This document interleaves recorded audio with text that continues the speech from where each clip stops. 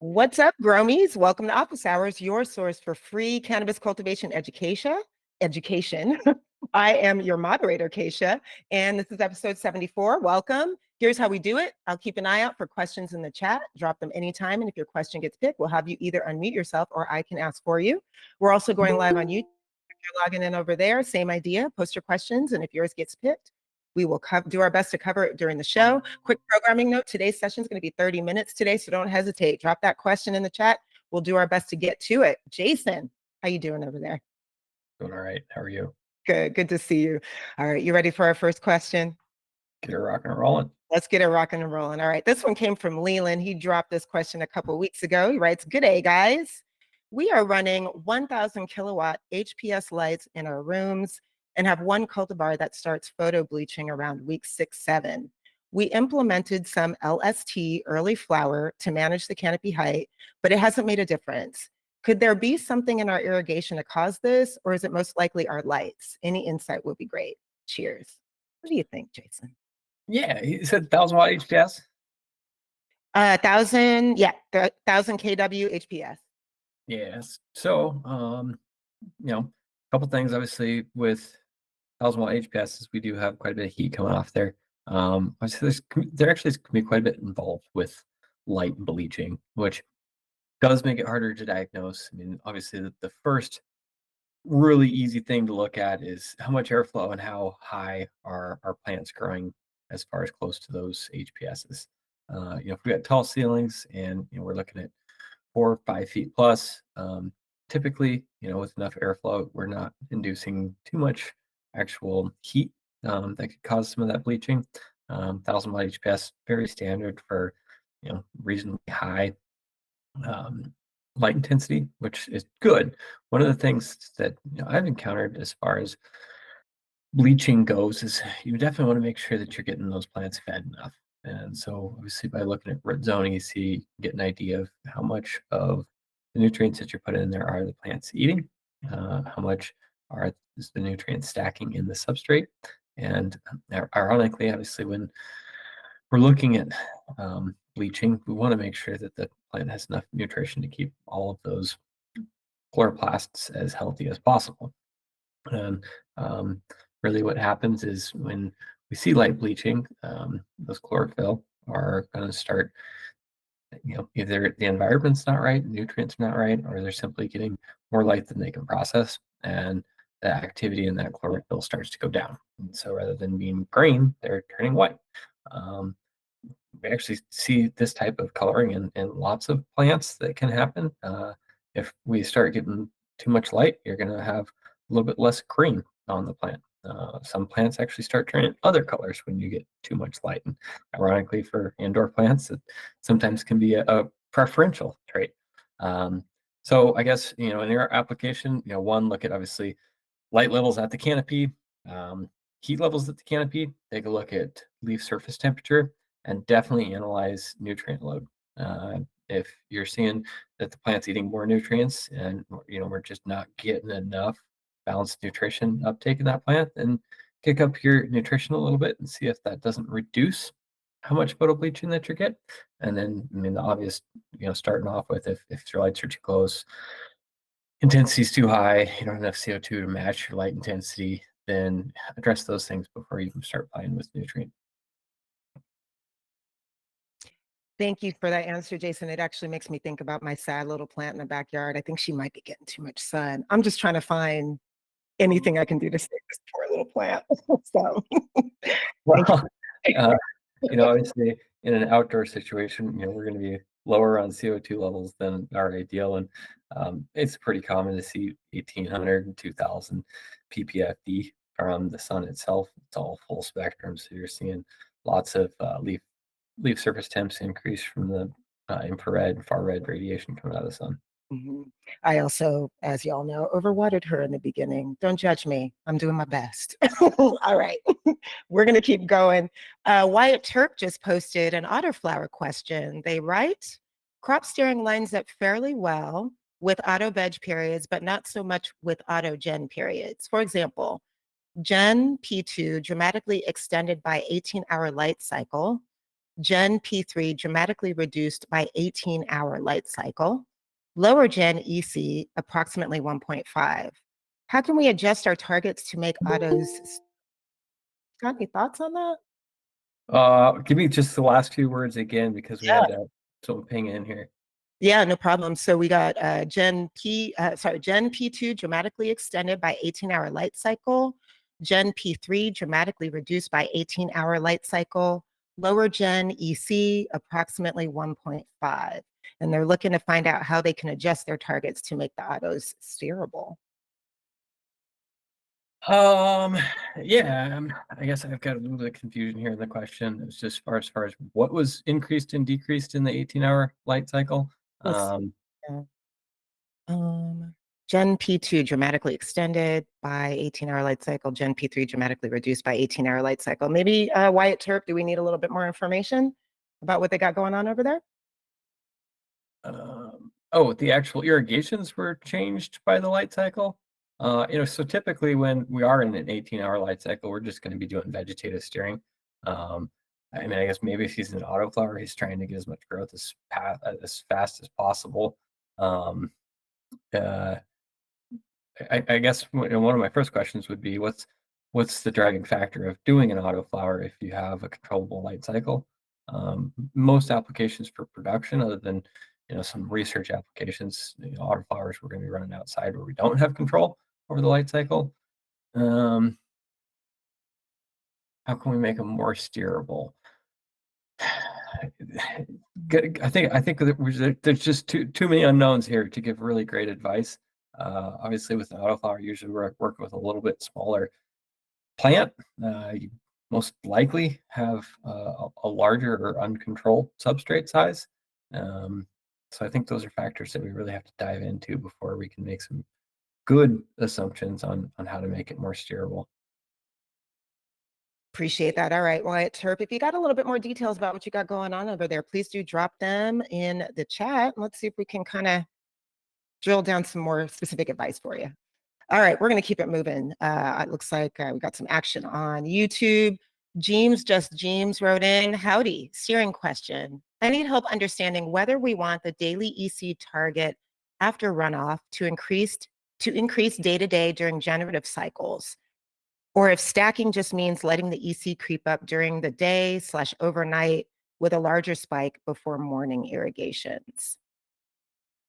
It's going to be both. And so, when we look at healthy EC levels for a good production cannabis plant coming out of veg, usually we want to be at the 3 to 5, 36 type of range. And I usually consider that to be minimums in the substrate. If we want to do some generative stacking, we're definitely going to start to obviously control runoff and have a large dry back window, meaning that we're trying to get our irrigations done in 1 to 2 hours after our first irrigation. And this is still an irrigation that's getting us up to field capacity or close to field capacity. And then obviously, like I said, if we're controlling our runoff amounts, then we should be able to actually stack that EC. So when we talk about stacking, we are actually talking about the increase in EC nominally from day to day throughout that period. And that's what's basically getting the plant accommodated to a lower osmotic differential. And so that osmotic differential is the salt concentration within the root zone or the roots themselves and the plant versus the substrate that is encompassing the root zone. And really what the whole goal of that stacking is doing is trying to help balance or change the plant's hormone into more reproductive type of chemicals. All right. Thank you for that. James. Keep us posted. Let us know what's going on over there. All right. Boys Next Door wrote a post asking, they're wondering what the best nutrient line for rock wool is. Got any advice? You know, uh, obviously we try to stay fairly agnostic in the industry. It's the best. It's hard for me to tell. Obviously there's a good number of nutrient lines out there that I have had a lot of experience with as far as success with our clients. first off, probably would be good old HGV. They've been in the industry a long time. Ron Goldman's just a fantastic guy to work with. Been growing tomatoes in greenhouse industry for 3 or 4 decades at least. And yeah, be careful if you call him up because he'll talk your ear off, which is awesome. Just incredible amount of knowledge. I think another great nutrient out there, ambrosia crops, is a fantastic nutrient line. Front row, pretty hard to beat some of their pricing. Definitely a higher quality 2-part salts. I think Athena is something that a lot of clients have had a lot of success with, especially moving from liquid nutrients to one of their pro lines. And then we've got some newcomers in the industry. I think Advanced Nutrients is starting to do a 2-part salts. Crop salts out there. There's it, it's pretty amazing how many different nutrients are available now that are tailored towards cannabis. And really what I recommend is going with something that is popular in the industry, and then one that's got enough resources for you to use it properly. One of the things that we've seen probably most prolifically here in the last 2 or 3 years is these nutrient companies that might have had historic lines in other crops, other horticulture applications. If they do get people that are specific for cannabis, a lot of times you'll start to see their nutrient recommendations start to be increased. And a lot of that has to do with in controlled environment. We're trying to build a plant very quickly. And so nutrient requirements, obviously, especially when we have CO2 appropriate, light levels appropriate, we are doing some crop steering amounts with heavy feeding genetics. They're usually starving at some of the older recommended levels. So, if you are choosing a line in there, obviously choose one that is right for your application. And the fact that Rockwell, if you're doing a small grow, you may not be quite as cost conscientious. If you're at a production level, then keep in mind what some of the bulk quantity discounts are available from your suppliers.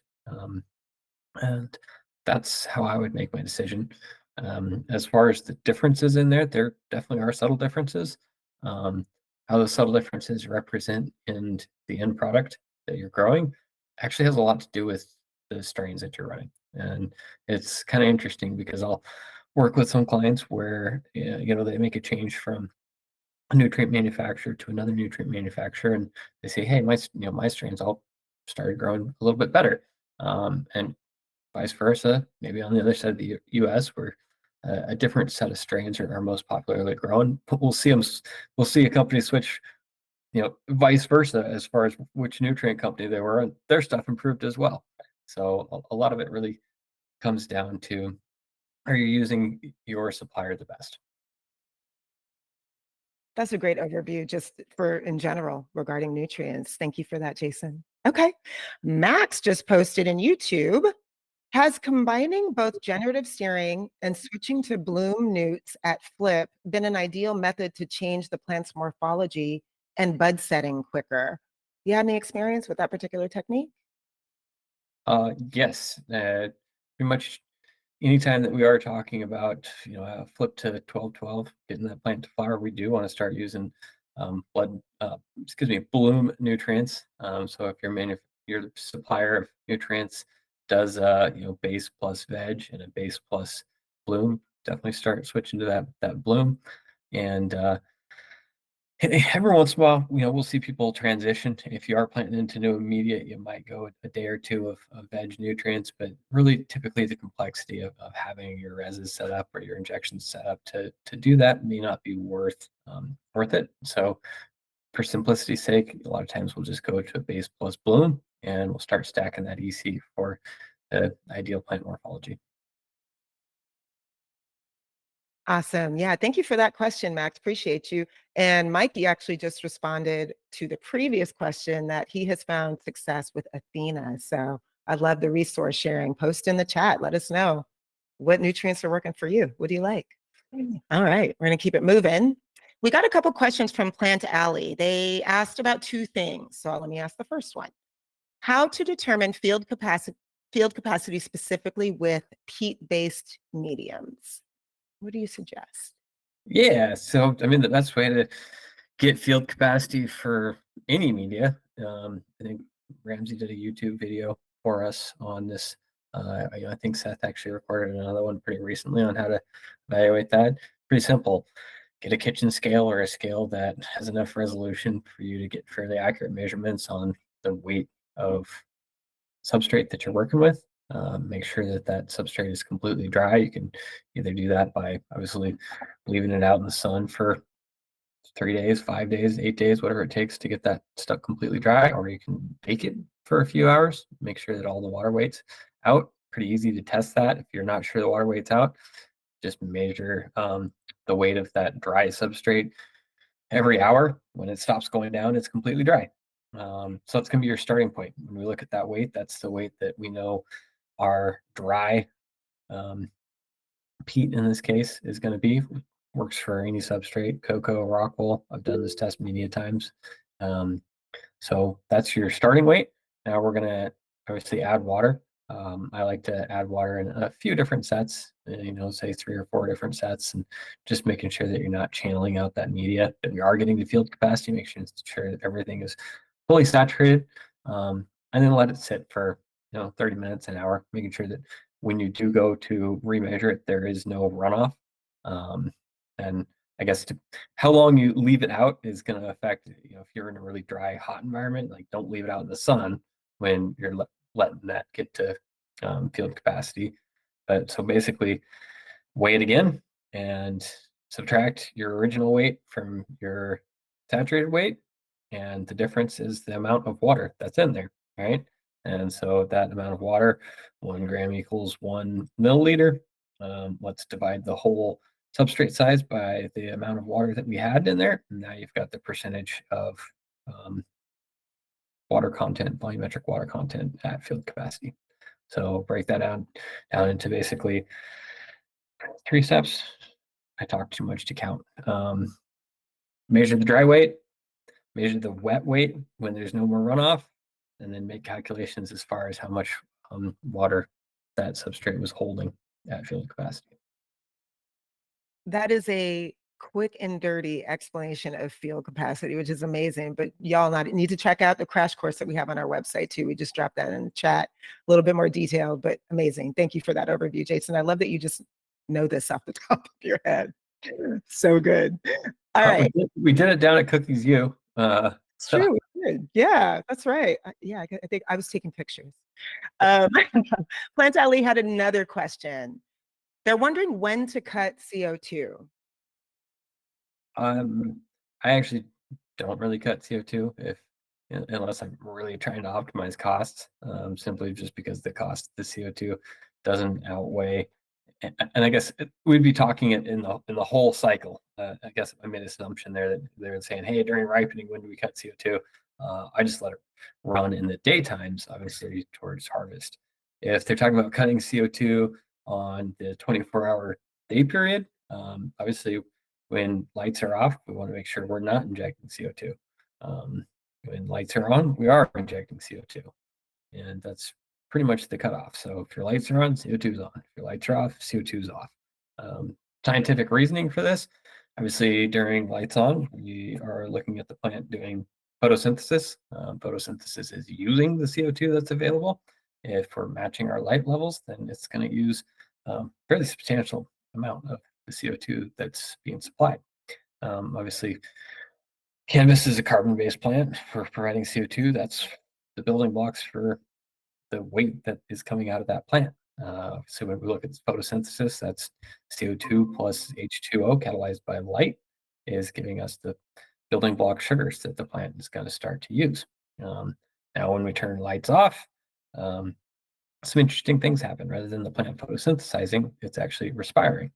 And basically what that means is these sugars that we built during the daytime during photosynthesis are now actually getting used and processed by that plant.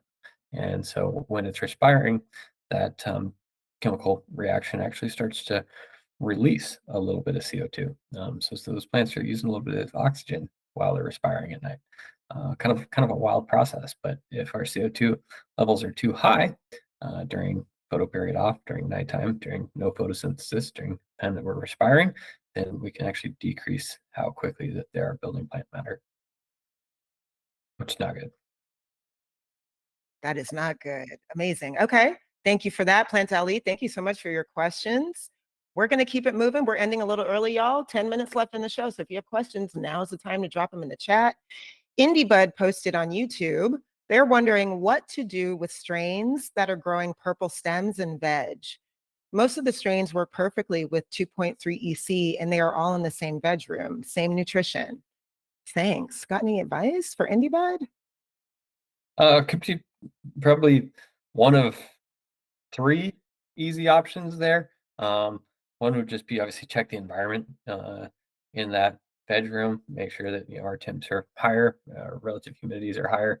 Typically shooting for a VPD around 0.6, 0.7 during veg periods. I like to be around 80 degrees mark, depending on your light requirements, but without knowing lights up around 80 degrees.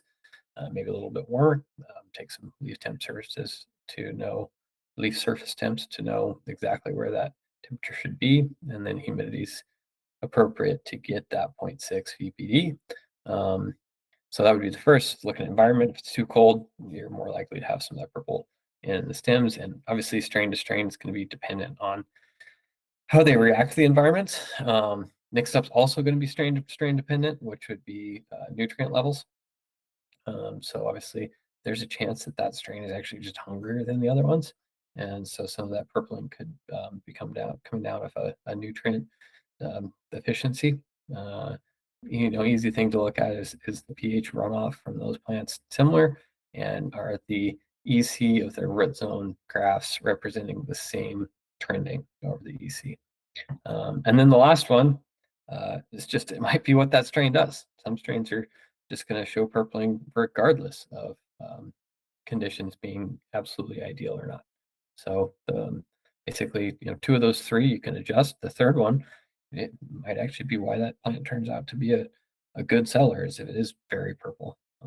I personally, I prefer some of the greener plants, and so if that genetic could be modified so it's not showing that purple, you might have an opportunity in the market as well. But that's definitely a business decision that, from my standpoint, you'll have to analyze your market in order to be most effective in making that choice. Fantastic. Thank you for that, Jason. IndieBud, keep us posted. Let us know what's going on. All right.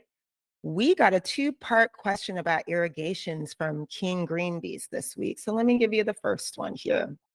If you could only have 2 P1 waterings given to you to reach full saturation and 2 to 3 P3 waterings afterwards, which substrate and size, as well as emitter, would you choose for optimal results? I mean, I probably wouldn't necessarily determine my media size and type by those irrigations. I would think about how much headspace do I have? What are my lighting types? Am I in a very controlled environment? So lots of variables there that I would probably put significantly ahead of those irrigation constraints. For me, I would ask myself is, why am I constrained to those irrigation events? It's not actually bad. I mean, you could get away with doing 5 irrigations a day is probably 5 times more than we used to be traditionally hand watering, right? So you still have pretty good control. Obviously, the things that we recommend for crop string are still going to work for that. Using low flow drippers is always helpful. But then again, in today's age, it's not very expensive to get irrigation controllers that can basically do as many or as few irrigations that you want on any schedule. Obviously, one of the things that we do is we integrate with open sprinklers. Pretty cool little product that's been on the market for, I think, almost a decade now. Very reasonable. You can get a lot of channels for under $200. Each module and AROYA integrates with it. So now you're only using one interface to monitor your environment, your red zone, your irrigations, and then same exact interface to start pushing irrigation schedules. You can have AROYA update those irrigation schedules based on the plant life cycle. So if you need an irrigation schedule to be different each week, you can load those into AROYA, and by doing harvest groups, AROYA will automatically update the increased irrigation needs or the change in irrigation strategies. So yeah, if it is an equipment constraint, I would probably just invest in an open sprinkler, integrate it with your AROYA system. If you have an AROYA system, if you don't, an open sprinkler interface is actually pretty reasonable. It's easy to use. If you set up a VPN connection or other ways, you can access it remotely anywhere that you have internet, which is a really nice way to monitor your crops and make updates to irrigation if you're not always at your grow. Um, yeah, like I says, they're not going to be one of the more expensive parts. If you're, making up your decision on which type of substrate because of irrigation constraints, I would just consider what are my irrigation constraints. Am I really making the best approach? Am I just going to be, a loss on money because not upgrading my irrigation equipment and maybe using a substrate too big or too small? Most likely too big if you're constrained, but Mm. Mhm. Yeah, okay. So his second question was, how many minutes would you let pass after the first P1 was completed prior to starting the second P1 watering? So I guess what are some considerations King Ruby should keep in mind with regard to the scheduling of his shots? sure. So if I'm in the right size media and I'm going to irrigate with two P1s and three P2s, I would probably wait for 1 hour after lights on, irrigate, wait about 30 minutes, do my second P1 irrigation. And then in order to stretch my irrigation window out to middle of the road, say 6 hours, 8 hours, then you would do an irrigation about every 2 hours after that. Awesome. Thank you for that. Good luck, Dr. Not doctor, I'm sorry. King Green Beast, not doctor. All right, we got another question here on YouTube. Ricardo wrote in, when in 2-gallon cocoa pots, what's the best ideal runoff EC and pH you'd want to see if you wanted to stack your EC in the early weeks? Not running AROYA, but implementing crop steering techniques. What advice do we have for Ricardo? Yeah. So obviously did you say pH and EC? Yes, runoff EC and pH.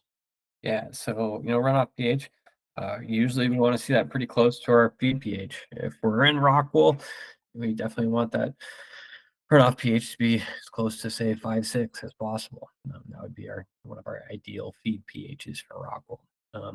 For cocoa, you might be 5.8, maybe 6.0 on your feed pH, and so runoff, same thing. Let's try and keep it as close as possible. That means that our plants are eating balanced nutrition and our substrate's not modifying the pH that we're feeding the plant. As far as ECs go, let's take an idea of what is our feed EC, and for our feed EC, let's say day one that we're doing very low runoff. Um, I like to have just enough runoff to check my EC and pH when I am stacking. So we might say, all right, if we're in a 2-week stacking cycle and we're trying to let the EC rise, maybe let's say 7 points. So let's say we start coming out of edge at a runoff of say 3.0 EC, then maybe by the end of the time we're getting closer to a runoff of almost 10. Um, you're probably not going to see, like, let's say actually that's the substrate that we're going to want to see is probably starting at say 3.0 in the substrate. Usually we want to be a little bit higher than that in flour, and then let's say we're shooting for a substrate EC after irrigation about 10. So you're going to probably see that runoff EC rise just a little bit more towards the end, and just do the math. We're trying to stack that much over 14 days. That's the stair step of EC and the runoff that we're going to see each day. Um, how effective this is going to be is going to come down to all of the parameters that we talk about. And then the last one obviously being crop steering. So make sure everything else is in line. Whenever I do any consulting, I actually like to call it agronomic advising. I pretty much check crop steering last. I'll look at all the environmental parameters, start to look at irrigation parameters, look at the plants, and then start talking about how well is that crop steering working. If there's much to be worried about in your environment, then you're really going to struggle to start diagnosing irrigation. If there's any issues with your irrigation or your plant life cycle, then it's going to be really difficult to understand how to improve crop steering or even to do crop steer at that point. Got to look at the whole environment. Awesome. Yeah. Ricardo, thank you for that question. I have one last question for us here, Jason. Mikey, our good friend, posted this. I missed it earlier on YouTube. He wanted to know, do you have any experience using the reheat method of dehumidification with your AC units? Any experience with that? I personally have not run a facility that had the option to reheat.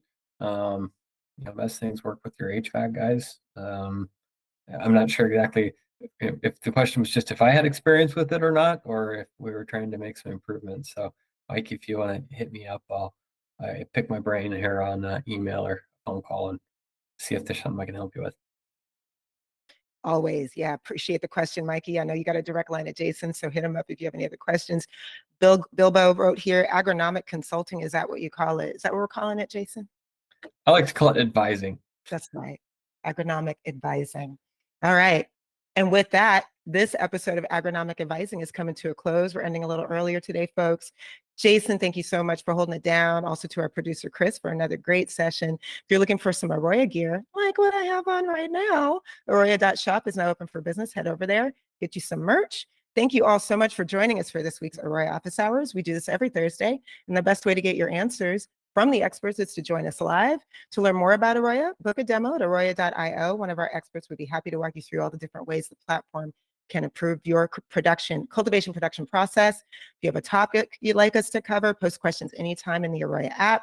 Drop questions in the chat on our YouTube. Send us an email to sales@AROYA.io. DM us. We are on all the socials: Instagram, TikTok, YouTube, LinkedIn, and Social Club. We want to hear from you. We'll send everyone in attendance a link to today's video and post it on the AROYA YouTube channel. Be sure to like, subscribe, and share while you're there. We'll see you at the next session. Thanks, everybody. Bye.